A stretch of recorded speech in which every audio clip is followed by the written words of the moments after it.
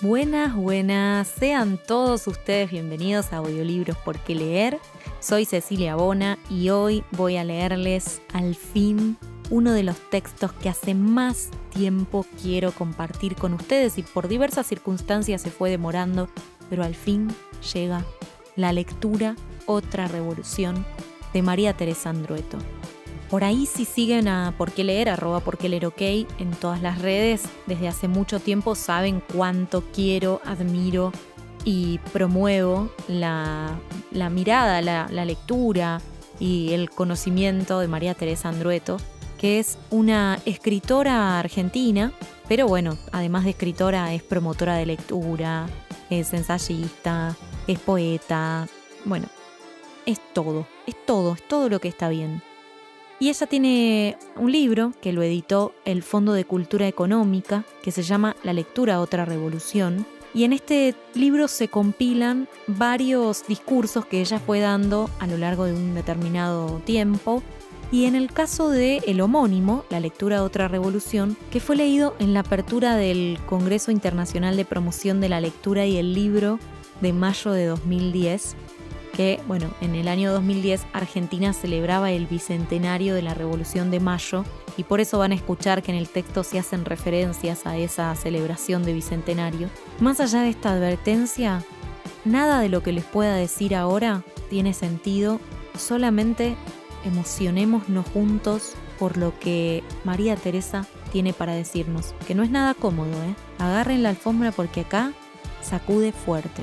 Y que se sacuda todo significa que cuando se acomodan las cosas, quedan totalmente en otro lugar. Ojalá que les guste. Vamos a la lectura.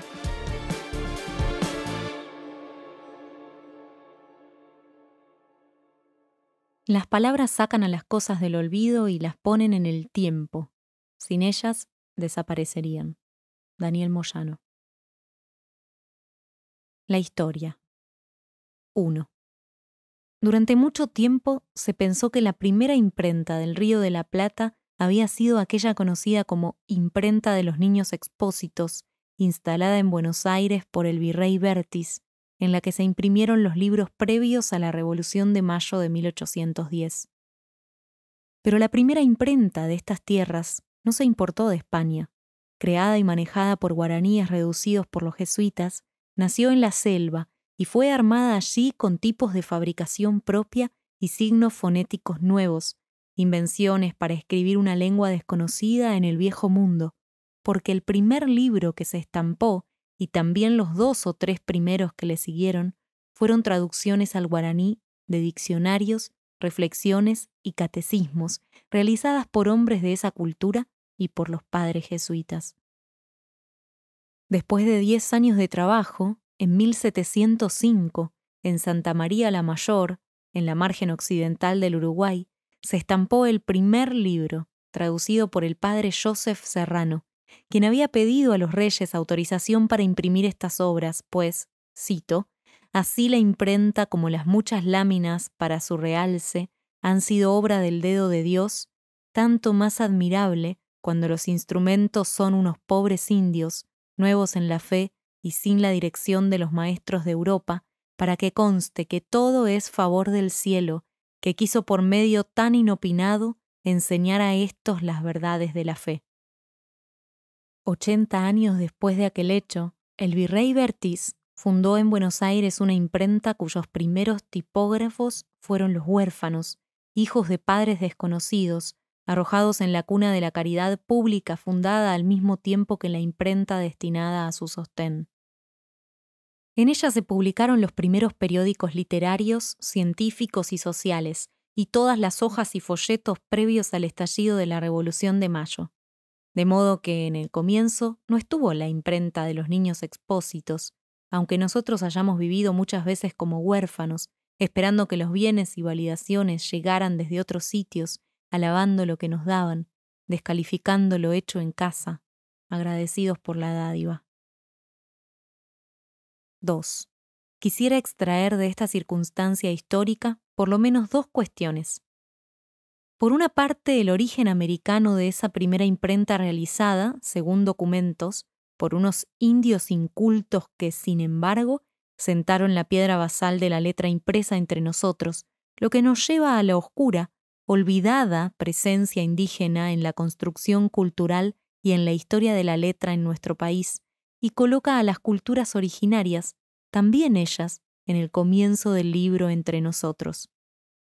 El olvido, la invisibilización, el borramiento o la desaparición de nuestros bienes materiales y simbólicos, así como la anulación, destrucción cultural o lisa y llanamente eliminación del otro, trazan una línea histórica que va desde la conquista española a la conquista del desierto, desde la guerra de reorganización nacional entre civiles y la llamada lucha de la civilización contra la barbarie hasta el golpe de Uriburu, la Semana Trágica o el 55, desde los golpes de Estado de los años 60 hasta el golpe de marzo del 76, desde la desaparición de personas en los 70 hasta la desaparición del Estado y la pauperización social de los 90, como una recurrencia en el devenir de nuestra sociedad.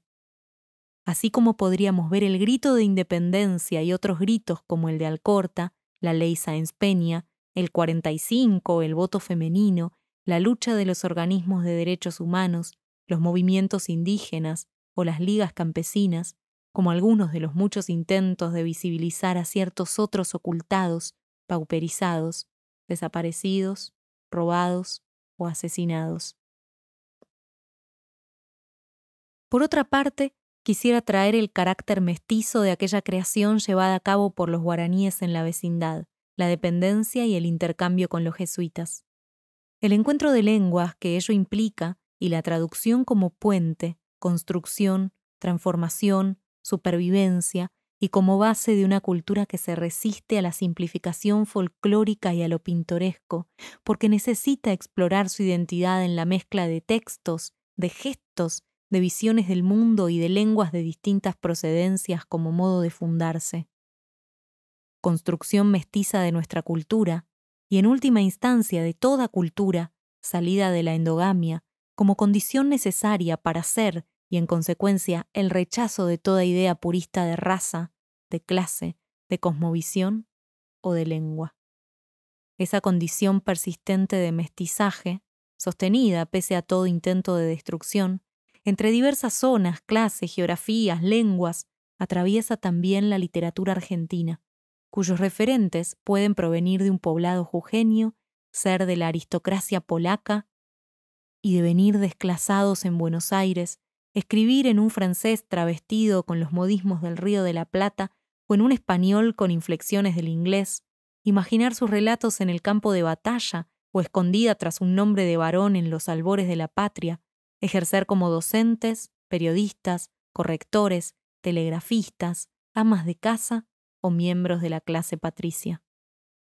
La literatura de nuestro país proviene, más quizás que en otros países, de un amplio abanico de diversas procedencias que se vuelve visible hacia los años 50, cuando empiezan a circular escritores pertenecientes a los estratos medios, muchos de ellos de las provincias, que no se dedican a tiempo completo a sus escrituras, porque deben trabajar de otras cosas para vivir, todo lo cual constituye el corazón mismo de nuestra diversidad literaria, de su riqueza en consecuencia.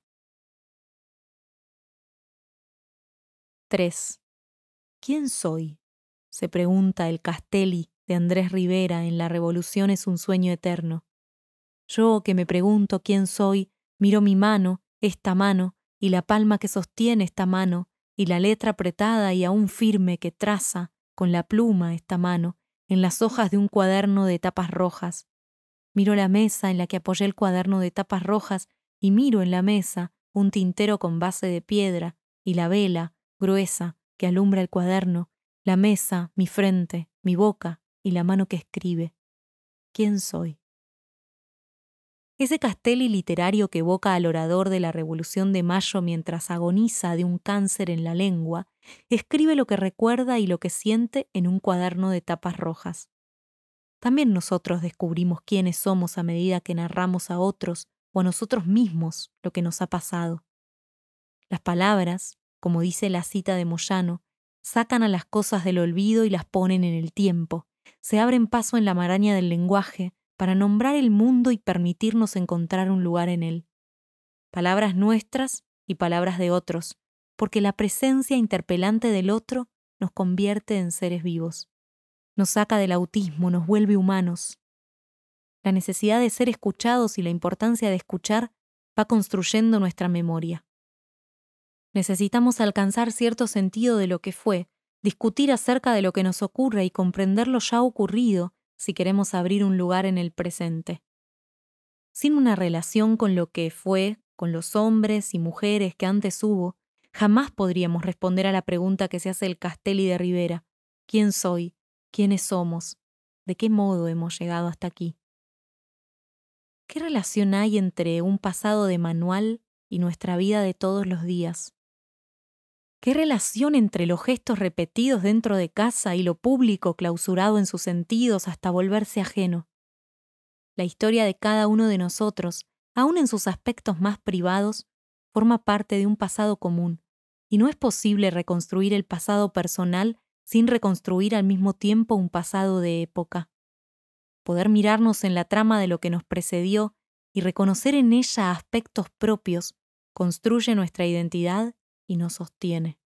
La memoria es un continuo movimiento desde lo individual a lo social y desde nuestras condiciones presentes hacia atrás y hacia el mañana, en un cruce de fuerzas, de luchas por retomar hilos perdidos, dialogar con zonas replegadas todavía invisibles, aprender de los errores y aciertos de quienes fueron antes en el intento de construirnos individual y socialmente. Aprender de los errores y aciertos de quienes fueron antes en el intento de construirnos individual y socialmente, porque no hay futuro individual separado del futuro de todos. ¿Quiénes somos? ¿De dónde venimos? ¿Por qué de ese modo y no de otro? Me interesa comprender cómo las políticas económicas de un país o del mundo, el liberalismo, la globalización, la dictadura o la guerra, van a doler en insospechados rincones de nuestro mundo personal, duelen en nuestra sexualidad, en nuestra condición de padres o de hijos, o de empleados, o... ¿De dónde provienen nuestras contradicciones, nuestro deseo de ser de otra parte o de otro modo, nuestro escepticismo, nuestra creatividad? ¿De dónde ese archivo de palabras y de imágenes que arrastran hacia nosotros guerras, miseria, orfandad, pero también profundos gestos de amor, de dignidad, de responsabilidad para con otros?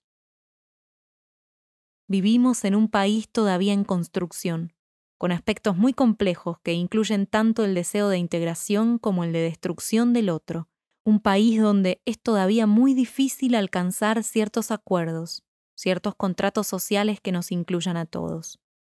Esa construcción de identidad, el punto de capitón, se hace, en buena medida, a través de la memoria. Pero esa memoria de todos no es unívoca, sino un tejido hecho por individuos afectados, atravesados, de distintos modos por ciertos hechos. La mirada atenta a un ayer recuperado en su complejidad y sobre todo en su diversidad. Nos ayuda a comprender que ese trabajo no nos es ajeno, que podemos formar parte de ese tejido con nuestras ideas, experiencias y sentimientos, que eso que hoy consideramos nuestro fue realizado alguna vez por un individuo o una comunidad o un sector social y logró sobrevivir más allá de las fronteras culturales, étnicas o lingüísticas que lo generaron. Ignoro mi nombre. Fábulo, antes de enviarme aquí, borró todo lo que había en mi memoria, abriéndole espacios para poner en ella la de su pueblo, y me entregó las palabras que son mi única realidad, al menos aquí, en este refugio, dice Daniel Moyano en 3 golpes de timbal. Necesitamos releer el pasado, ponerle palabras a lo que ha permanecido invisible, comprender, porque si lo negamos, las promesas incumplidas, los sueños destruidos y los proyectos que naufragaron, lo que no tuvo lugar, regresa y hace síntoma en el cuerpo social, nos enferma. La escuela.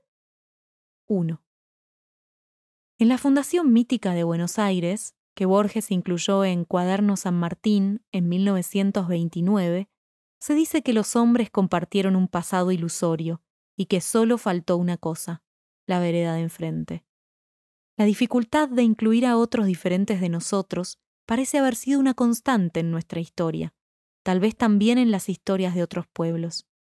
De haber escuchado, de haber prestado atención a lo que oíamos, de haber vuelto los ojos hacia lo que permanecía excluido, olvidado o negado, hubiéramos podido también comprender y ser comprendidos, además de volvernos más responsables. La pregunta que habilita una escucha tiene estatura ética, porque le da cabida al otro, nos permite alojar su humanidad, hacerle un lugar en ese relato de todos. Ayudar a las nuevas generaciones a hacerse preguntas, a escuchar y a escucharse para que puedan comprender quiénes son y apropiarse de sus vidas, es uno de los aportes más sustanciales que puede hacer la educación. Un maestro y una escuela predispuestos a escuchar y a que diversos otros puedan escucharse entre sí, construyen un territorio de atención horizontal, no solo de descenso de un relato instituido, y se constituyen al mismo tiempo en vehículos de traducción, puentes de habla entre partes. Cualquiera sea el nivel educativo en el que esté inserto, el maestro puede, hoy más que nunca, generar preguntas acerca del modo en que vivimos, porque pese a todo lo que pueda parecer, enseñar está entre los trabajos menos alienados. Es una de las ocupaciones humanas donde más y mejor podemos ejercer una mirada crítica, problematizar la realidad, tomar distancia de lo establecido. 2. ¿Qué lugar ocupa en todo esto la lectura? Los que más necesitan son los que menos pueden decir su palabra, dijo esa extraña obrera, filósofa, santa, que fue Simone Weil. Acercar la palabra a quienes más carecen de ella, hacer que tengan voz y voto en una suerte de nuevo sufragio universal, es algo que todavía debemos construir. Cuando leemos, enseñamos, escribimos o ayudamos a otros a leer, a enseñar, a escribir, las palabras nos vinculan al mismo tiempo a lo individual y a lo social, porque la lectura es, además de aquella práctica solitaria y exquisita que a menudo referimos, un instrumento de intervención sobre el mundo que nos permite pensar, tomar distancia, reflexionar, una espléndida posibilidad para dar lugar a las preguntas, a la discusión, al intercambio de percepciones y a la construcción de un juicio propio. Pero para eso, cito, en un ámbito escolar no puede haber malas lecturas, porque no solo se trata de formar lectores, se trata de formar buenos lectores. Si no, es como una especie de fetichismo de la lectura por la lectura misma, o de la esperanza de que, aunque lean malos libros, ya lo hemos traído a la República de la lectura. La escuela tiene que formar un lector que rechace un libro cuando está mal escrito, dice Martín Cohen. 3. Los libros que leemos son manifestaciones estéticas acerca de unos otros ficcionales representativos de quienes antes fueron o están ahora o podrían alguna vez estar. Una forma de memoria hecha carne en el imaginario, en la que voces que creímos olvidadas o perdidas o imposibles son traídas para ayudarnos a ver y a construirnos. En la literatura, en el arte, la humanidad encontró un vehículo para transmitir sus representaciones del mundo, diferentes según la época y las condiciones sociales, económicas y culturales. Cada libro, cada novela, cada cuento, cada poema, contiene con mayor o menor felicidad una lectura del mundo, y leer lo que fue escrito es ingresar al registro de memoria de una sociedad, a lo que esa sociedad considera, y esto no es orégano, sino un verdadero campo de batalla, por alguna razón, perdurable. Es entrar a ese inmenso tapiz tejido bajo distintas circunstancias por tantos seres a lo largo del tiempo. Así entonces podríamos decir que la historia de la literatura y el arte es también la historia de la subjetividad humana y de las condiciones materiales y simbólicas en las que esa subjetividad se desplegó. Contra el solo impulso y la descarga individual, contra el puro entretenimiento y el adormecimiento de la conciencia, el arte nos recuerda quiénes somos, nos propone una de las inmersiones más profundas en nosotros mismos y en la sociedad de la que formamos parte. Ese tejido es tan intenso como heterogéneo, porque está hecho de infinitos aportes singulares. Tomar entonces la palabra para que ingresen también nuestros hilos en el tapiz, los hilos de todos, múltiples memorias relativizándose unas con otras para que ni el pasado ni el imaginario se clausuren en un relato único, para que permanezca un estado de interrogación que nos permita encontrar las palabras necesarias para narrar lo que aún no se ha narrado. En la construcción de ese tejido de subjetividades se inscribe buena parte de la importancia de la literatura en una sociedad, ya que nuestros escarceos y sus manifestaciones son intensos ejercicios de comprensión de lo que a nosotros o a unos otros imaginarios les acontece o podría, en ciertas circunstancias, acontecerles. 4. Así, leer, escuchar, escribir, es abrir para nosotros y para otros un camino de libertad. Pero se trata no de algo dado de una vez y para siempre, sino de un camino, porque no es ya en un libro o en una acción, sino en el tránsito, en la precariedad de lo que está dejando de ser para convertirse en otra cosa, en ese río del tiempo que va de una palabra a otra, de un libro a otro, de un gesto a otro, donde se aprende y donde se enseña. Podemos ofrecer libros y diseñar estrategias de lectura, pero servirán de poco si desarticulamos la capacidad de disparar la letra, si desactivamos su cualidad de transformarnos, de incomodarnos, de hacernos pensar. Escuché decir una vez a una maestra: quiero ser un puente sencillo entre los libros y mis alumnos. No sé si pueda haber una definición mejor para un maestro, en cualquier nivel educativo, que la de ser un puente por el que transita un saber recibido, procesado en el crisol de lo más personal, puesto en discusión en el espejo refractario de la propia ideología, para pasarlo luego como un saber que se desea legar a los que llegan, un saber que según consideramos los que nos siguen no debieran perder, para que la vida se les haga más intensa, de mayor espesor, con más entidad e identidad, o sencillamente más soportable. Un maestro, entonces, como un puente entre lo que antes hubo y lo que vendrá, un puente a través del cual se produce un encuentro. Pero convertirnos en puente no es una tarea mecánica, ni ingenua, ni exenta de ideología. Somos lo que hemos vivido y leído, y somos el resultado de poner en cuestión eso que vivimos y leemos. Tenemos para ello cierta libertad de elegir, aunque no podamos elegir las condiciones en las cuales hacemos esas elecciones.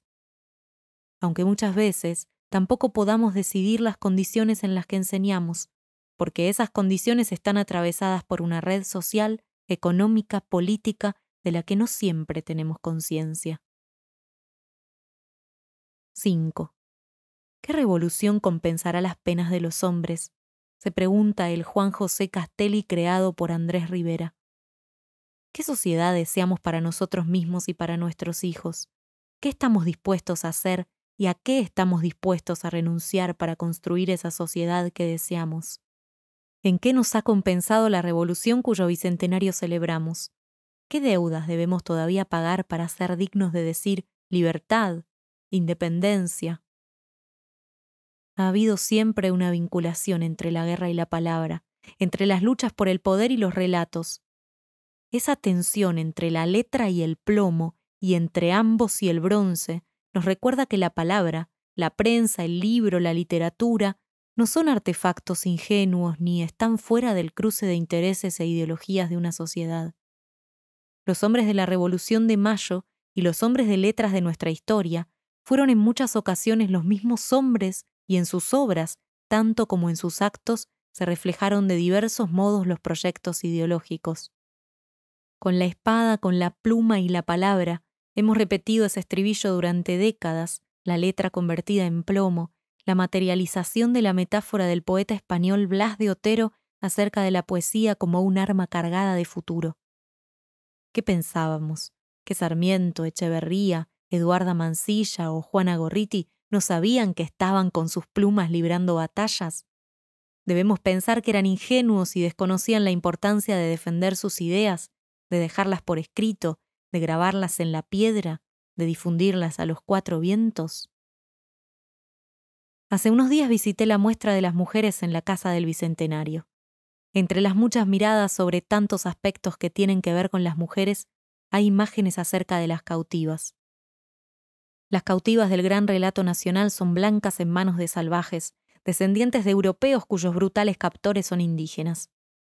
Una metáfora, entre otras, acerca de la lucha entre la civilización europea, de clase, y la barbarie autóctona, pobre.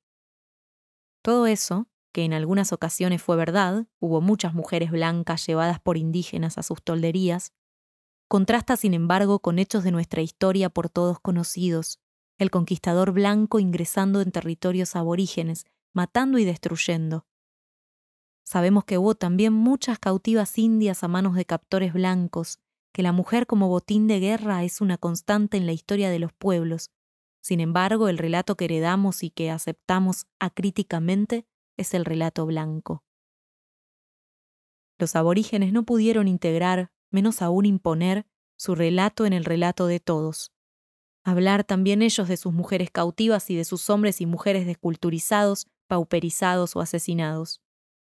Lo más terrible de todo no es siquiera eso, sino que esto se enseña, se transmite despojado de su brutalidad ideológica en escuelas donde los alumnos son nietos, bisnietos de aquellos hombres y mujeres despojados o asesinados. No hace mucho, en una actividad que hice en una escuela patagónica, una docente de la meseta que se presentó como de origen mapuche dijo: «Mis alumnos, todos indígenas, concurren cada día a una escuela que se llama General Roca y son obligados a saludar como prócer a quien destruyó a sus pueblos. ¿Qué diríamos si un niño de origen judío tuviera que estudiar en una escuela que llevara por nombre Adolf Hitler?» La calle central de más de una ciudad patagónica, por poner otro ejemplo, se llama Primeros Pobladores, en referencia a los primeros colonos que llegaron a los valles a comienzos del siglo XX. De modo que debemos pensar que los hombres y mujeres que habitaron antes esos valles no eran pobladores. ¿O acaso queremos incluso decir que no eran hombres? Distanciarnos para pensar y tomar posición con respecto a lo que enseñamos, procesar los hechos de nuestra historia, revisar ese pasado que nos precede para que nos incluya a todos de un modo digno en nuestra particularidad y en nuestra diferencia, es todavía en muchos casos nuestra deuda. La escuela es no solo el espacio para instalar la lectura, la gran ocasión, para decirlo con aquellas palabras de Graciela Montes, sino también un espacio para construir conciencia acerca de nosotros mismos, desarrollar nuestro pensamiento, no dar por sentado el mundo. Hemos aprendido y enseñado a leer, pero no siempre hemos aprendido y enseñado a leer entre líneas, a entrar en los pliegues de un relato. Tal vez en este aniversario podamos volver a una idea de maestro y una escuela que tienen mucho por enseñar. Un maestro y una escuela que nos ayuden a pensar acerca de nosotros mismos.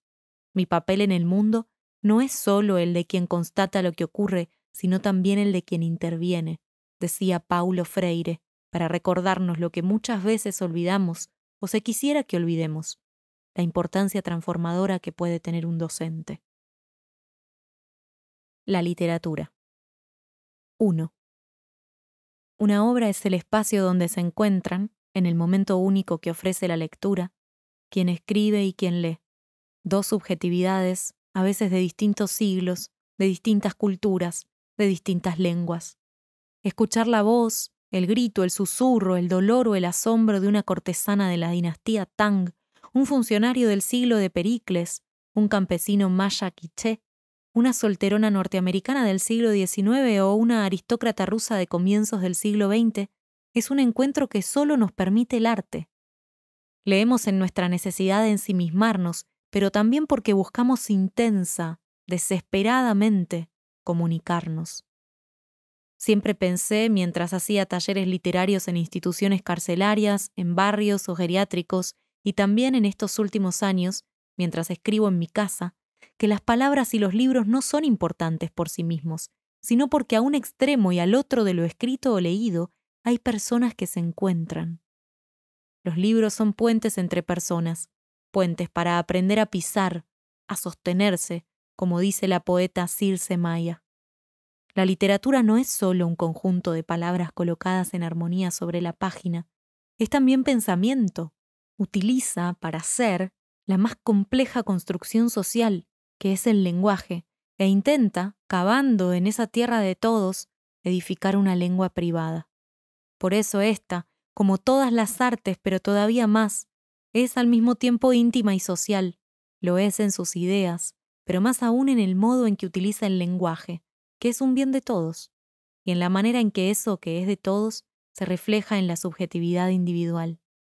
Así el cosmos de significación personal que construimos al escribir y recreamos al leer, se dirige doblemente a la sociedad de donde proviene, porque se construye con un bien social y porque se alimenta de los relatos que esa sociedad genera, por todo lo cual doblemente nos incluye. Lo verdadero y lo ficcional se funden en los procesos de creación de una obra. Una novela, por ejemplo, es una mentira que construimos para decir una verdad que todavía no conocemos, una verdad más verdadera que la verdad. Todo está ahí en el mundo, listo para ser arrebatado, nuestra experiencia y la de otros acerca de cada cosa. El arte se alimenta, se apropia, podríamos también decir, de eso que está ahí y es de todos.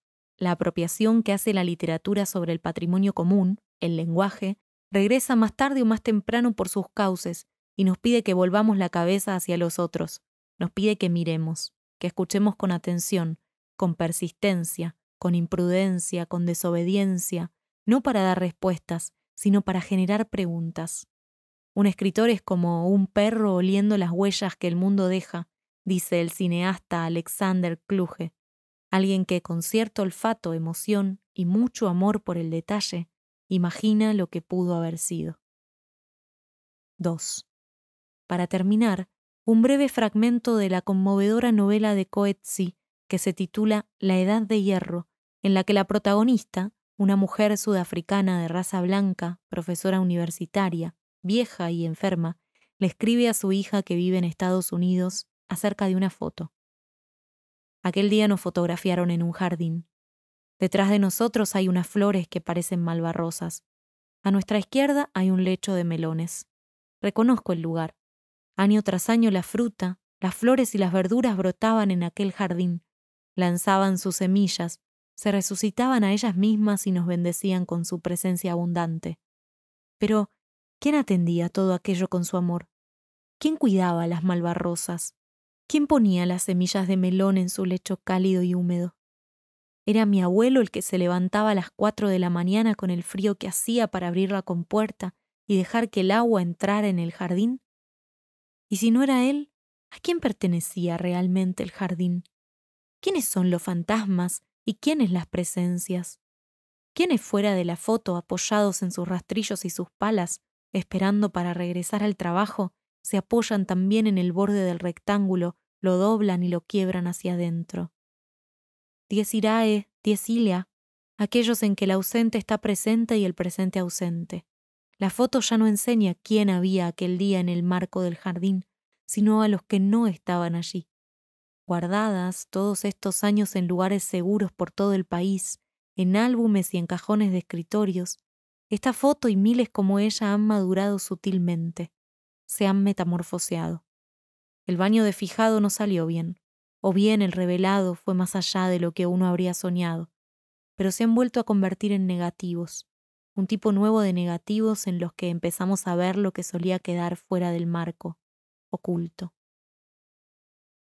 Quizás el festejo mayor en este aniversario sea poder mirar con atención lo que a lo largo de 200 años ha estado fuera del marco, oculto.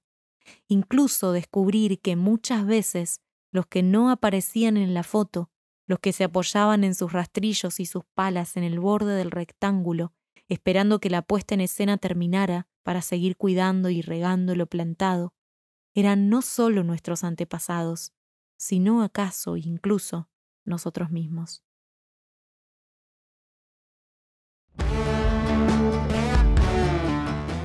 Esto fue La lectura, otra revolución de María Teresa Andrueto. Una conferencia que la leí porque está escrita en el libro homónimo que ella dio en el año 2010. Piel de gallina, lágrimas, toda emoción es bienvenida. Este texto es increíble, es impecable, tiene dureza y tiene amor. Es firme, nos ayuda a pensar, a no quedarnos en el lugar cómodo, cita a otros autores con mucha generosidad. Este libro que incluye todos estos discursos, como les cuento, lo tengo todo subrayado y marcado, y cada vez que lo vuelvo a agarrar, porque lo consulto muy seguido, es de mis favoritos en la biblioteca. Creo que en el último tiempo no hay libro que me haya conmovido más. Y creo, decía, que es un libro para atesorar. Tal vez hasta incluso la encuentren en videos a María Teresa diciendo estos discursos. Ella es tan potente que seguirla, que escucharla, nos reconforta, sobre todo en la tarea de promoción de lectura, que tal vez en este momento, en este contexto histórico, social, económico, no es el más escuchado, el más fuerte, porque parece haber otras prioridades. Y con la invitación que nos hace María Teresa, de pronto esa cadena de prioridades se trastoca, ¿no? Ojalá que les haya gustado, y me sumo a todo lo que ella dice sobre los docentes, que son quienes todos los días dan la batalla cultural y educativa ante los ciudadanos que se están formando. Bueno, gracias por escuchar siempre los cuentos, gracias por compartir conmigo, si quieren, en redes sociales sus impresiones, @porqueleer, ok. Pueden además seguir este podcast tanto en Spotify como en YouTube. Será un placer recibirlos ahí. Quiero además invitarlos a formar parte de los patrocinadores de Por qué leer. Este trabajo se hace en gran medida gracias a aquellas personas que le ponen un valor económico y hacen su aporte. Existen distintas opciones, chequen ahí en la descripción del episodio que están los links.